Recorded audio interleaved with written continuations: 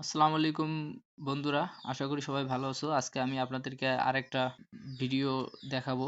এই ভিডিওর মধ্যে আপনাদেরকে দেখাবো কিভাবে আপনারা আরেকটা টাস্ক কমপ্লিট করবেন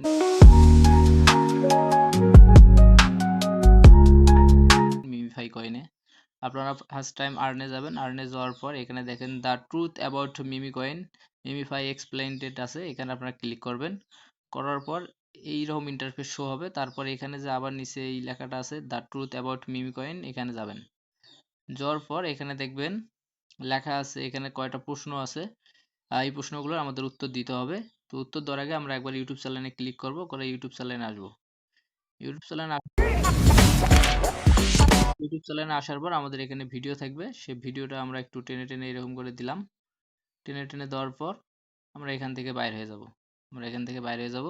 তারপরে এখানে যে প্রশ্নগুলো আছে, এখানে দেখেন দুইটা প্রশ্ন আছে। এই প্রশ্ন দুইটার মধ্যে অ্যান্সার দিতে হবে।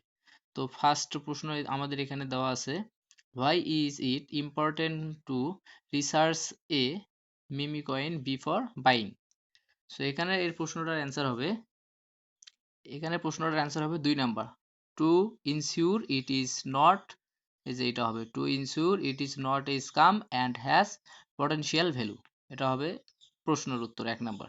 তো 2 নাম্বার প্রশ্নে বলছে, how can you check if a meme coin is legit.